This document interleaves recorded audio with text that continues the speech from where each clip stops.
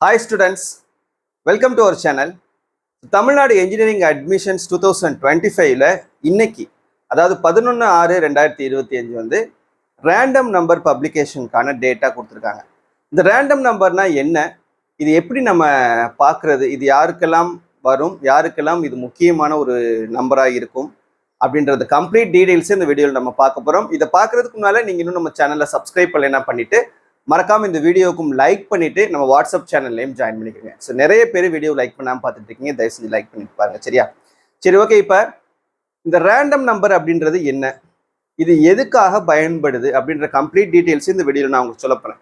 Skip பண்ணாமல் பாருங்க, அப்போதான் கம்ப்ளீட் டீட்டெயில்ஸ் உங்களுக்கு புரியும். இந்த ரேண்டம் நம்பருடைய யூசேஜ் என்னன்றதை உங்களால் தெரிஞ்சுக்க முடியும், சரியா? சரி, ஃபர்ஸ்ட் இந்த ரேண்டம் நம்பர் அப்படின்றது என்ன அப்படின்றத நான் சொல்லிடுறேன். அதுக்கப்புறம் உங்களுக்கு அது எப்படி ஜென்ரேட் ஆகும், அதில் இருக்கக்கூடிய ப்ராசஸ் எல்லாம் என்னன்றத சொல்கிறேன். இதில் பாருங்க, a 10-digit number used as a tiebreaker. இது ஒரு ரேண்டம் நம்பர் அப்படின்றது அதோட பேர்லேயே இருக்கு. ரேண்டம் அப்படின்னு அர்த்தம், ரேண்டமாக அலாட் ஆகிறதுன்னு அர்த்தம். இதுக்கு எந்த விதமான ரூல்ஸ் அண்ட் ரெகுலேஷன்ஸும் கிடையாது. இவங்களுக்கு ஃபர்ஸ்ட் ரேண்டம் நம்பர் வரும், இவங்களுக்கு செகண்ட் ரேண்டம் நம்பர் வரும்.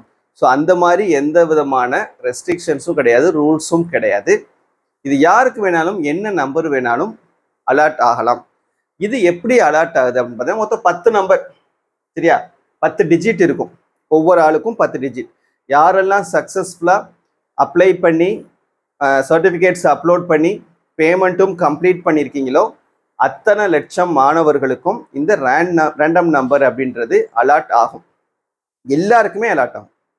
பேமெண்ட் பண்ணி அப்லோட் பண்ண எல்லாருக்குமே இந்த ரேண்டம் நம்பர் அப்படின்றது அலாட் ஆகும், சரியா? So, இது வந்து assigned to all registered candidates. Computer generated number to determine the rank of the candidates with same cutoff. இப்போ லட்சக்கணக்கான மாணவர்கள் அப்ளை பண்ணியிருக்காங்க. அப்போ ஒரே கட் ஆஃப்ல மோர் தென் ஒன் ஸ்டூடெண்ட் கண்டிப்பாக இருப்பாங்க.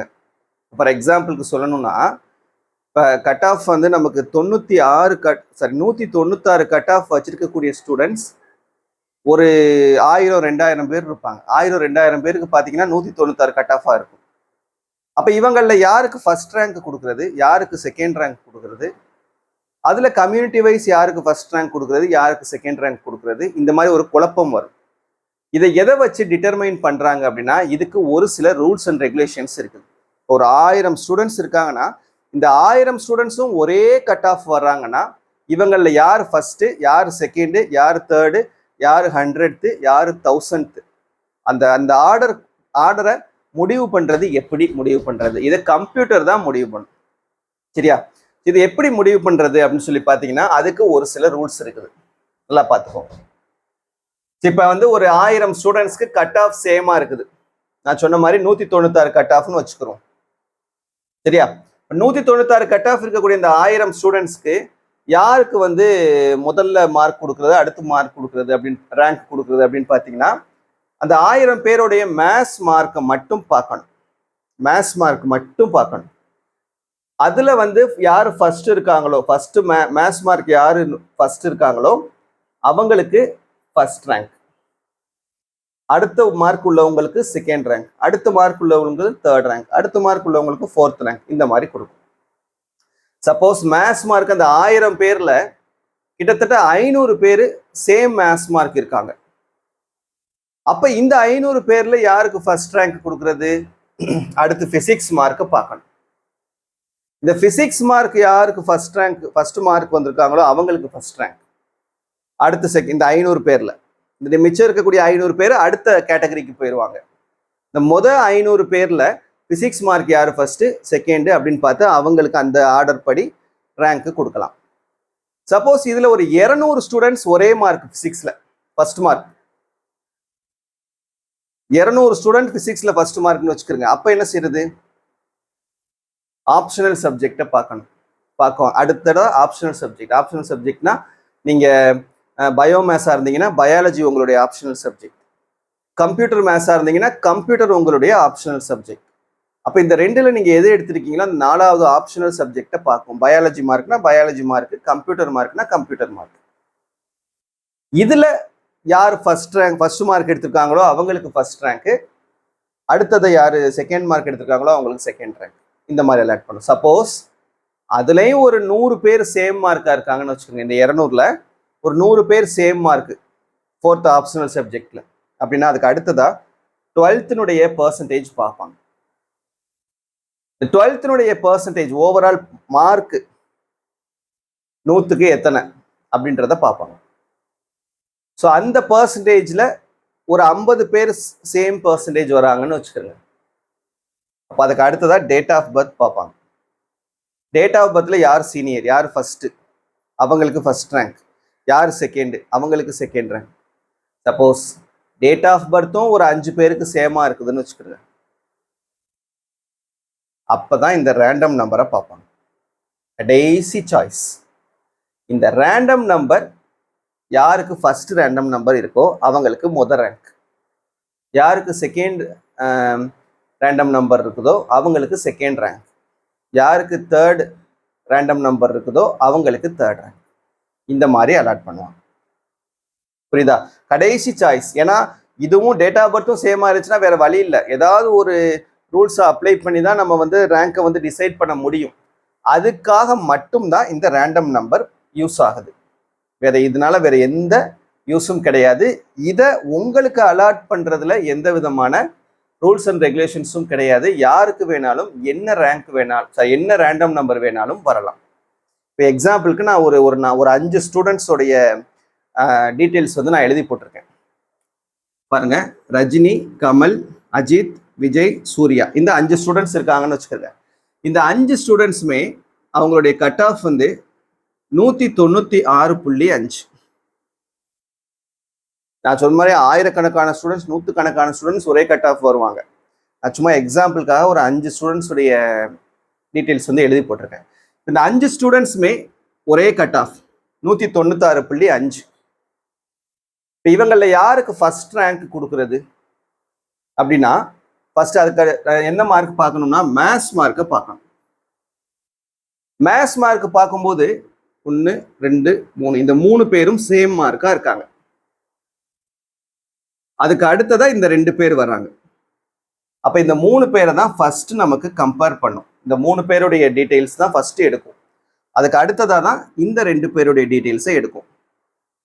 இப்ப இந்த 3 பேர்ல யாருக்கு ஃபர்ஸ்ட் ரேங்க் கொடுக்கறது, செகண்ட் ரேங்க் கொடுக்கறது, தேர்ட் ரேங்க் கொடுக்கறது அப்படின்னா அடுத்து மேத்ஸ் மார்க்கை பார்க்கும். மேத்ஸ் மார்க் பார்க்கும்போது பிசிக்ஸ் மார்க்கை பார்க்கும். பிசிக்ஸ் மார்க் பார்க்கும்போது பார்த்தீங்கன்னா 3 பேருமே சேம் மார்க். பிசிக்ஸ்லேயும் 3 பேருமே 100. அப்போ அதை வச்சும் நம்மளால டிசைட் பண்ண முடியாது. இப்போ அதுக்கு அடுத்ததான் ஆப்ஷனல் சப்ஜெக்ட்டுக்கு போகும். ஆப்ஷனல் சப்ஜெக்ட் பயாலஜியா இருக்கலாம், கம்ப்யூட்டரா இருக்கலாம். ஆப்ஷனல் சப்ஜெக்ட்ல பார்த்தீங்கன்னா இவங்க 90, இவங்க 90, இவங்க 85. அப்போ இவங்க கம்மியா இருக்காங்க. இவங்களை ஒமிட் பண்ணிட்டு இப்போ இந்த 2 பேரை மட்டும் கணக்கில் எடுத்துக்கும். சரி, ஏன்னா இவங்க கம்மியாயிட்டாங்கன்றப்ப இவங்களை வந்து இந்த 2 பேர் முடிச்சதுக்கு அப்புறம் தான் இவங்களை கணக்கில் எடுக்கும். இப்போ இந்த 2 பேரை பார்க்கும்போது ஆப்ஷனல் சப்ஜெக்ட்லையும் சேமா தான் இருக்காங்க. அப்போ 12th பர்சன்டேஜ் என்னன்னு சொல்லிட்டு அதுக்கு அடுத்த ஆப்ஷன்ஸ்க்கு போகும். 12th பர்சன்டேஜ் பார்க்கும்போது இவர் 85%, இவர் 82%. இவங்க 2 பேர்ல யாரு வந்து அதிகமா இருக்கா? 12th பர்சன்டேஜ்ல ரஜினி தான் அதிகமா இருக்காரு. ரஜினி அதிகமா இருக்கிறதுனால இவருக்கு ஃபர்ஸ்ட் ரேங்க்கும், ரஜினிக்கு ஃபர்ஸ்ட் ரேங்க்கும், கமலுக்கு செகண்ட் ரேங்க்கும் அலாட் பண்ணிடும். அதுக்கு அடுத்ததா இருக்கக்கூடிய அஜித்துக்கு தேர்ட் ரேங்கை அலாட் பண்ணிடும். ஏன்னா இவர் கூட கம்பேர் பண்றதுக்கு வேற யாருமே இல்லை. இவங்க 2 பேரை கம்பேர் பண்ற மாதிரி இருந்துச்சு. கம்பேர் பண்ணி யார் அதுல ஃபர்ஸ்ட்னு கண்டுபிடிச்சாச்சு, எழுதியாச்சு. அதுக்கு அடுத்து வரும் நம்ம அஜித் பார்க்குறோம். அவர் மட்டும்தான் இருக்காரு, கம்பேர் பண்றதுக்கு யாரும் இல்லை. ஸோ அவருக்கு தேர்ட் ரேங்க் அலாட் பண்ணிடும். அதுக்கு அடுத்த கேட்டகரியில இவங்க 2 பேர் இருக்காங்க. இந்த 2 பேருக்கு இப்ப நம்ம கம்பேர் பண்ணணும், யாருக்கு 4வது ரேங்க், யாருக்கு 5வது ரேங்க் கொடுக்கறது அப்படின்னு. அதே மாதிரி பார்க்கும். ஃபர்ஸ்ட்ல இருந்து கட் ஆஃப் சேமா இருக்குது, மேத்ஸ் மார்க்கு சேமா இருக்குது. அப்போ பிசிக்ஸ் மார்க் பார்க்கும், பிசிக்ஸ் மார்க் சேமா இருக்குது. அடுத்து வந்து நமக்கு ஆப்ஷனல் மார்க் பார்க்கும், ஆப்ஷனல் மார்க்கும் சேமா இருக்குது. 12th பர்சன்டேஜ் பார்க்கும், 12th மார்க்கும் சேமா இருக்குது. அடுத்து டேட் ஆஃப் பர்த்னு ஒரு ஆப்ஷனுக்கு போகும். அதுக்கு அடுத்த option date of birth. Date of பர்த்தும் சேமா இருக்கு. அப்ப இந்த எல்லா கிரைட்டீரியாவுமே நமக்கு சேமா இருந்துச்சுன்னா கடைசி ஆப்ஷன் ரேண்டம் நம்பருக்கு வரும். ரேண்டம் நம்பரை பார்க்கும். இந்த விஜயினுடைய ரேண்டம் நம்பர் ஃபார் எக்ஸாம்பிளுக்கு 2 0 15 24 33 02. சரியா, இது வந்து விஜயோடைய ரேண்டம் நம்பர். அதே சூர்யாவுடைய ரேண்டம் நம்பர் 20 15 24 33 01. இப்படி வச்சுக்கிறேங்க ரேண்டம் நம்பர் எக்ஸாம்பிள். இப்போ இவங்க 2 பேருடைய ரேண்டம் நம்பர்ல யாருடைய ரேண்டம் நம்பர் ஃபர்ஸ்ட் வருது? சூர்யாவுடைய ரேண்டம் நம்பர் தான் ஃபர்ஸ்ட் வருது. அப்ப சூர்யாவுக்கு 4th ரேங்க் அலாட் பண்ணிட்டு விஜய்க்கு 5th ரேங்க் அலாட் பண்ணிடும். இப்படிதான் இந்த ரேங்க் அலாட்மெண்ட் வந்து நடக்கும். ஒரே கட் ஆஃப் இருக்கக்கூடிய ஸ்டூடெண்ட்ஸ்க்கு ரேங்க் வந்து ரேங்க் லிஸ்ட் பப்ளிஷ் பண்ணும்போது இந்த ரேங்க் எப்படி முடிவு பண்ணும் அப்படின்னா இந்த மாதிரி தான் முடிவு பண்ணும். சரியா, கட் ஆஃப் சேமாக இருக்கக்கூடிய ஃபர்ஸ்ட் வந்து மேத்ஸ் மார்க்கு, அப்புறம் ஃபிசிக்ஸ் மார்க்கு, அப்புறம் ஆப்ஷனல் சப்ஜெக்ட் மார்க்கு, அப்புறம் 12%, அதுக்கப்புறம் டேட் ஆஃப் பர்த், லாஸ்ட்டாக ரேண்டம் நம்பர். இதுக்காக தான் இந்த ரேண்டம் நம்பர் யூஸ் ஆகும். சரியா, ஸோ இன்னைக்கு உங்களுடைய ரேண்டம் நம்பர் உங்களுக்கு வந்திருக்கும். இதை செக் பண்ணுறதுக்கு நீங்கள் அந்த அஃபிஷியலான வெப்சைட் டிஎன்ஏனுடைய அந்த நீங்கள் ரெஜிஸ்டர் பண்ண வெப்சைட்டில் போய் உங்களுடைய லாகின் ஐடி அண்ட் பாஸ்வேர்ட் கொடுத்து நீங்கள் உங்களுடைய அக்கௌண்ட்குள்ளே போய் பார்த்தீங்கன்னாவே ரேண்டம் நம்பர்னு சொல்லிட்டு உங்களுடைய ரேண்டம் நம்பர் என்ன அப்படின்றது வந்திருக்கும். நீங்கள் இதை பற்றி ஒன்றும் செய்ய வேண்டியது கிடையாது. ஜஸ்ட் நீங்கள் அதை நோட் பண்ணி வச்சுக்கிட்டாலும் ஓகே, இல்லை நோட் பண்ணலைனாலும் சரிதான், அது உள்ளே தான் இருக்கும். அது ஒன்றும் மறைய போகிறது கிடையாது. நீங்கள் எப்போ வேணாலும் பார்த்துக்கலாம். சரியா, ஸோ இதுதான், தட்ஸ் இட். ஏதாவது டவுட் இருந்ததுன்னா கமெண்ட்ல கேளுங்க. தேங்க்யூ.